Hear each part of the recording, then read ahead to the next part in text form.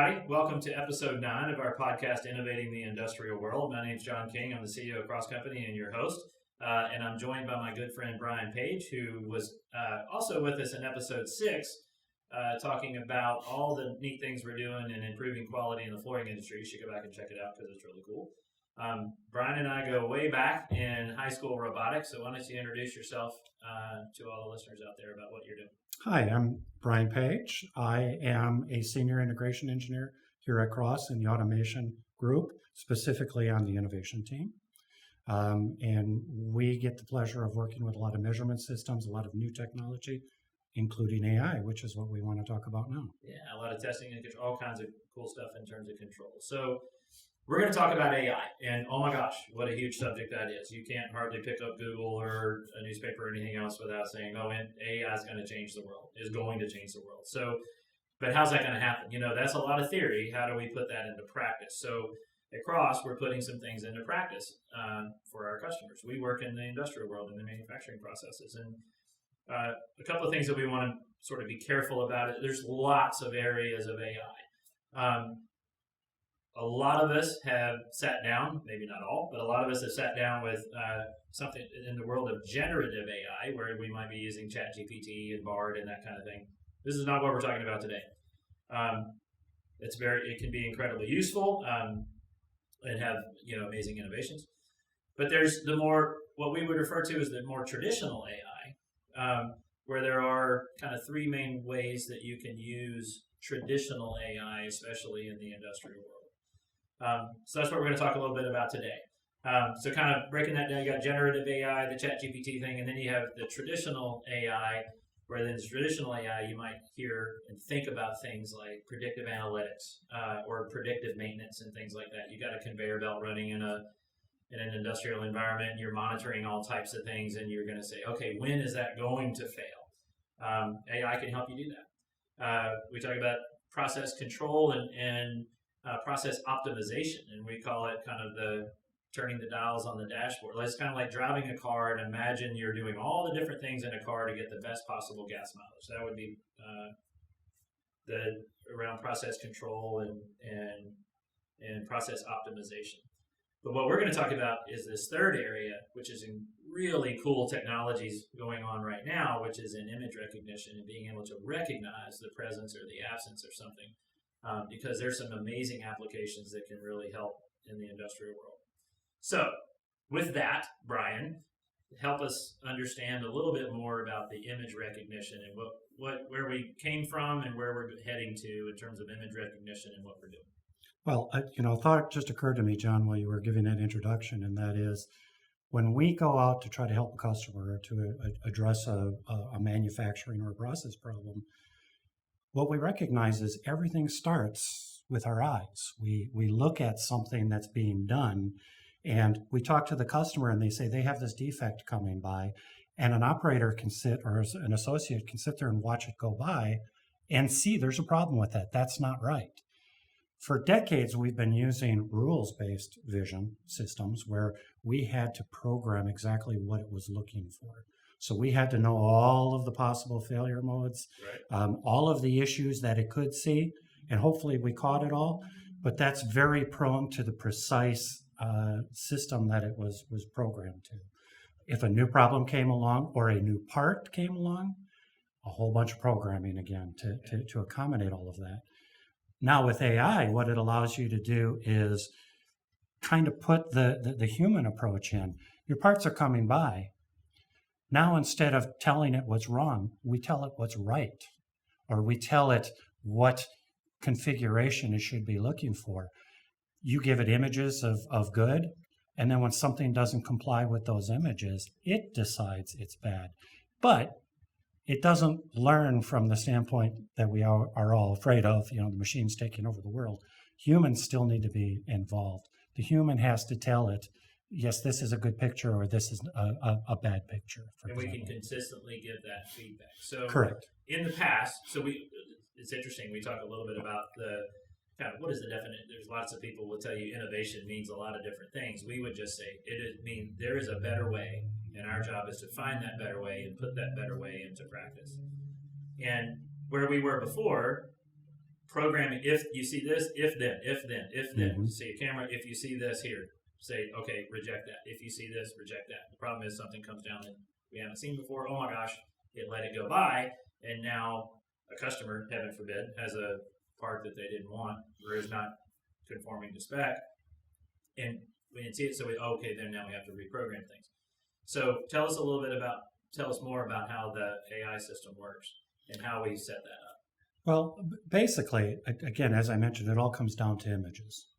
So we work with our customers to set up a scenery of the proper location for a camera, lighting, even the type of camera, wavelengths, whether it's visible light or infrared light, things like that. Things that will see what a human could see. Then it's just a matter of collecting images. So we would set this up sometimes in a production mode, or we walk in with a camera on an arm and do some proof of concepts. We collect images. We send those images to whatever AI system we're using. They all have model or brain builders. Every customer, every provider calls them something different.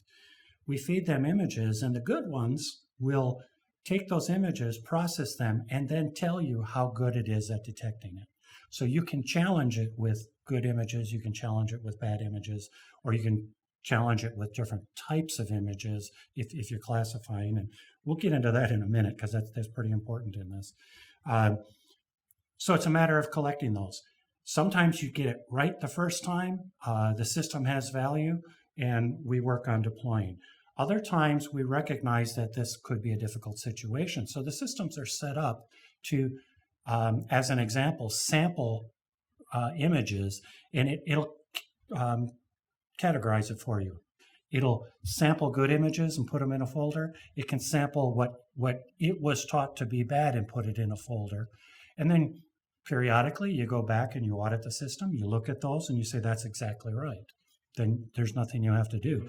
If any of those are incorrect, you simply put them into the correct category, feed that back to the model builder, and it corrects itself. So that's the learning part of this. But again, a human, an infrastructure is involved with that. So one way to think about that in terms of this idea around finding a better way is that that's a heck of a better way than a programmer who needs a lot of technical knowledge and experience to be programming if then.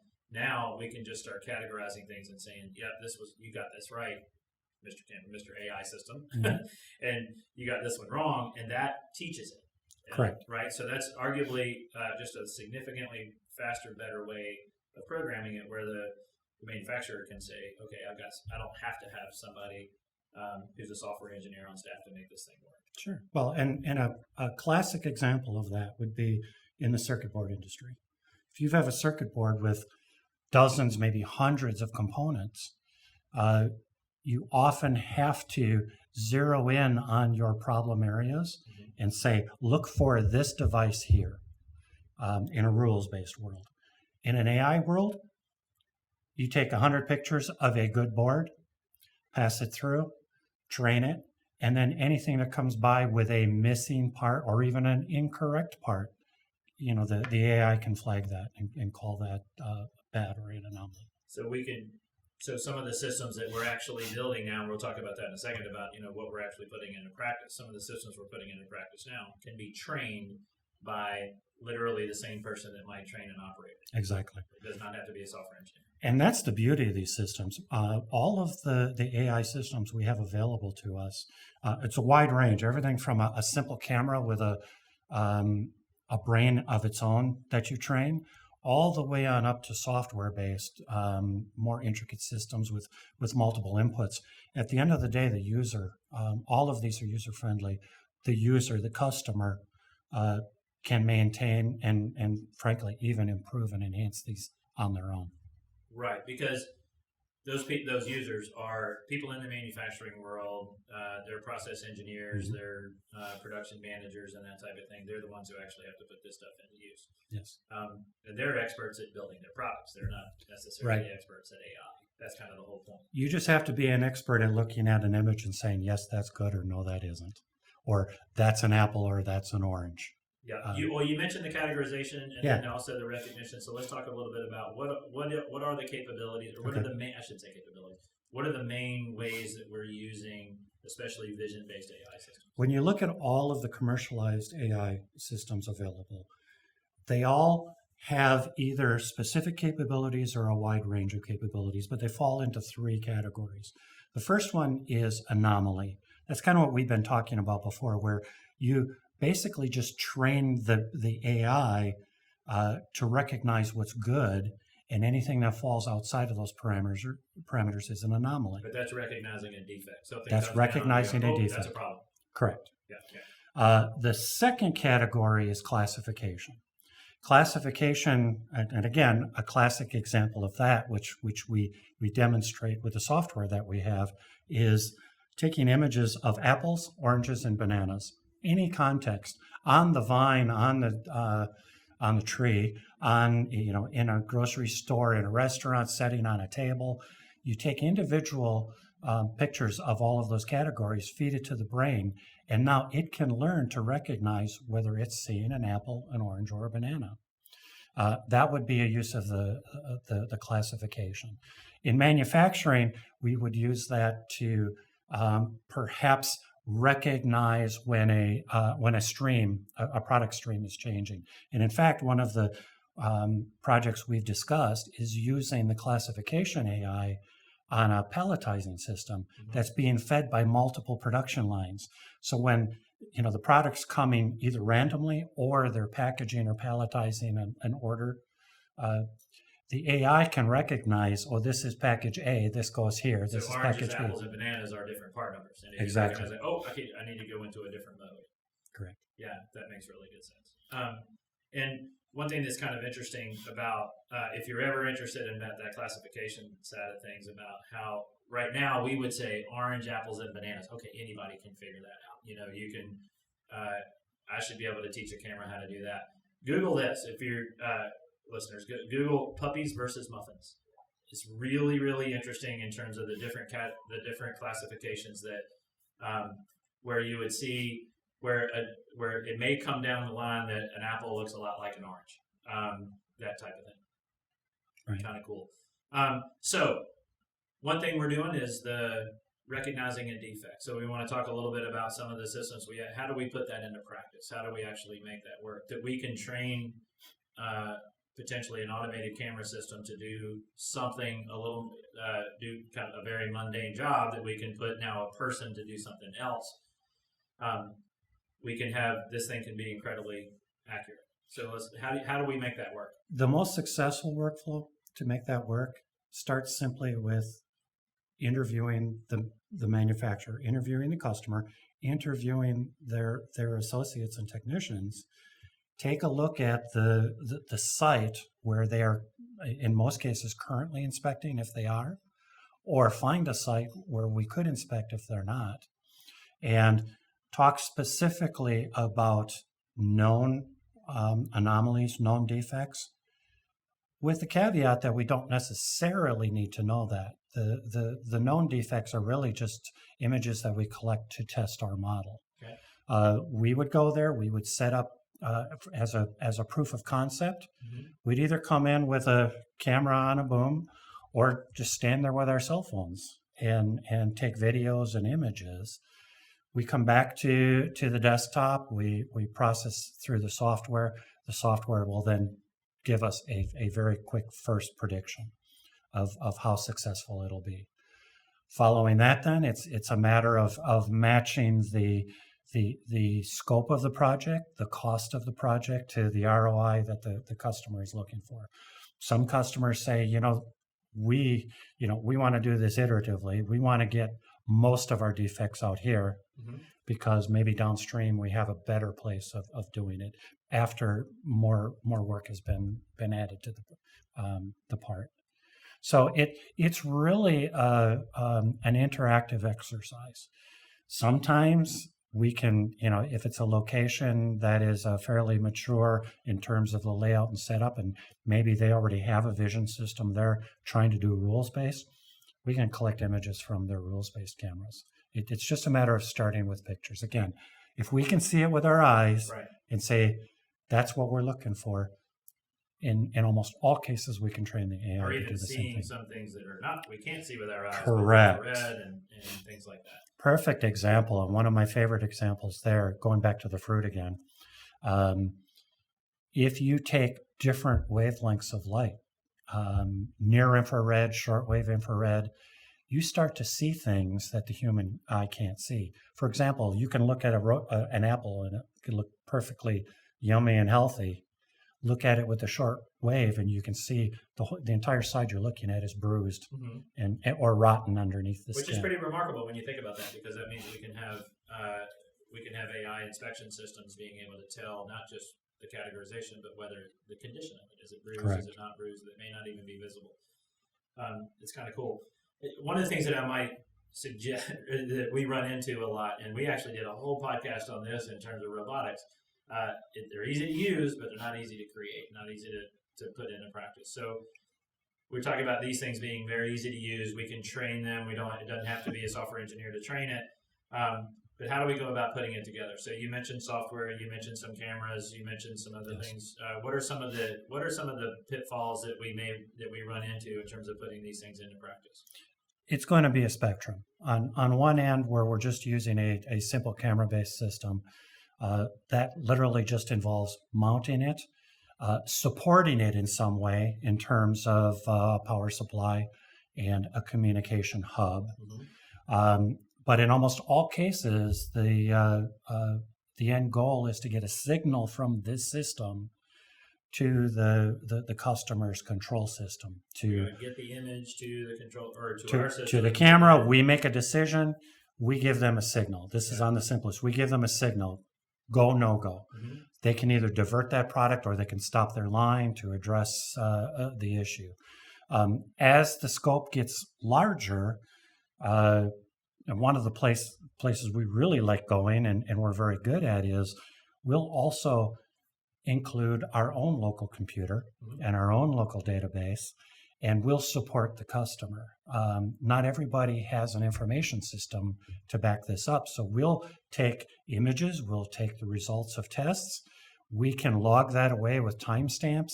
So the customer has production metrics, production rate, downtime, scrap rates, and depending on the AI model, they may even be able to get a Pareto or a list of the types of scraps. So that's on the other end, where we would provide a full turnkey system with the software. And again, understanding we don't want the customers to have their own, software engineers to support that.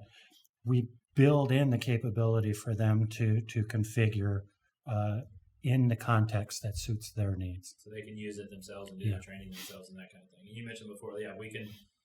So you may need a camera. You may need the whole software that does all of the recognition. It takes the images, does the recognition, and says, yeah, no, yes, this is good, this is not good.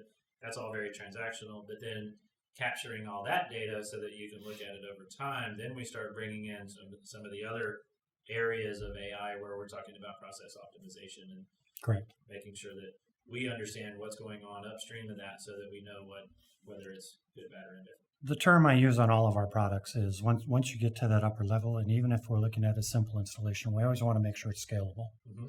Because as we go out into industries and we help our customers solve problems, if they're in a continuous improvement mode, we've solved their number one, number two, and maybe number three problem.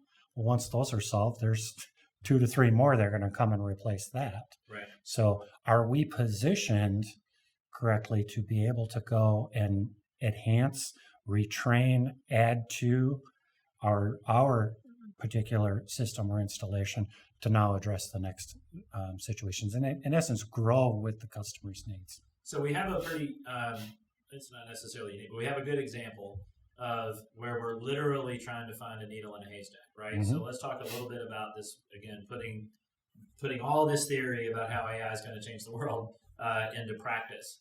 And we've got a project where we've worked on where we're, as I call it, we're picking the needle out of the haystack. So we're trying to find artifacts, things that don't belong, right?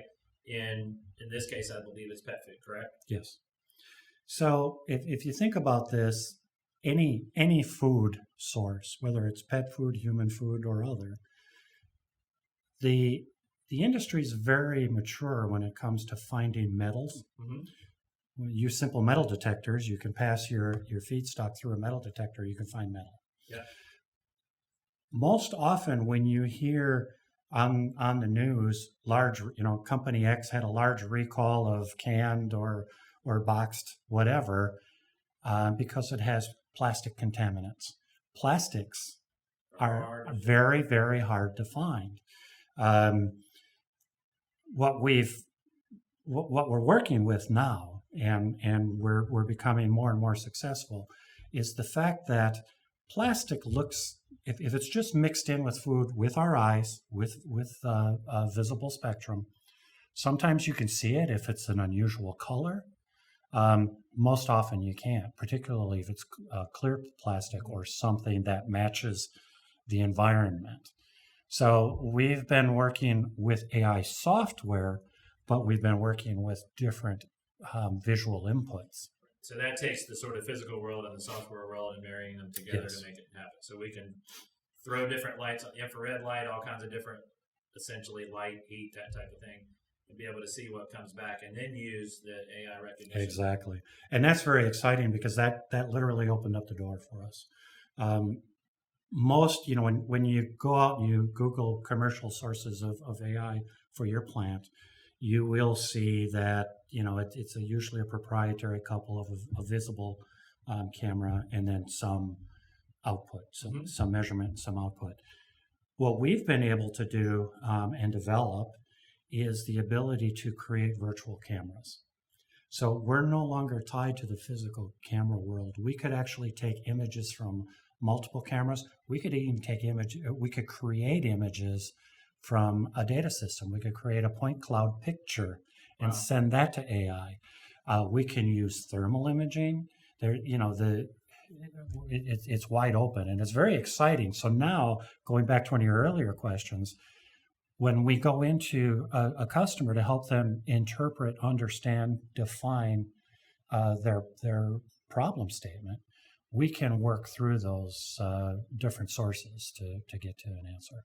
That's awesome. And then they can put that into practice and make sure that things don't go out with something in them. And then what's interesting is that you can take that data over time and make it traceable.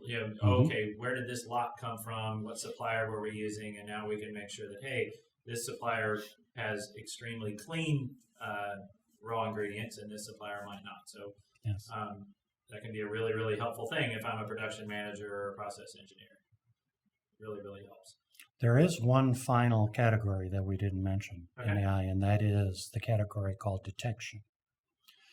In detection, you train the AI to find some entity. And the nice thing about that, unlike rules-based where you give it a single image, you say, find this image in this picture and score it, and then you have to make a decision based on the score. You can train the detection to look at all of the possible permutations of that object. Maybe it's all different colors. Maybe it's slightly different shapes. An example would be, picture gummy bears. You want to find gummy bears, but gummy bears are all different colors and could be all different angles, could be face down, face up, sideways. You can train the AI to find all of those permutations. Now you can use that system to sort, to count. You can even, going back to previous podcasts, you combine that with robotics, you can use where the AI finds those as a means to guide the robot. So you could have a robot either pick all good products out of a stream and containerize them, or only pick defects out of a stream and throw them in the trash. Right. So we're working with that as well, and that's exciting. Which is super exciting. I mean, that's where we talk about kind of AI. AI can change the world. Certainly innovate the world, and innovate the world as in find a better way. That's kind of what we're talking about. Cool. Well, this is awesome. And I think we'll continue to be talking about this and lots of different other practical examples about when and how we're using AI to help the industrial world. So that concludes episode 9 of Innovate the Industrial World. If you've liked what you've heard, then click like. and subscribe so that you know the next time when episode 10 comes out. And also, if you have any questions or comments, please put them in the comments below. We monitor that and we'll get back to you right away. Brian, this is super cool, really exciting stuff. It's always fun. Awesome. Thanks, folks.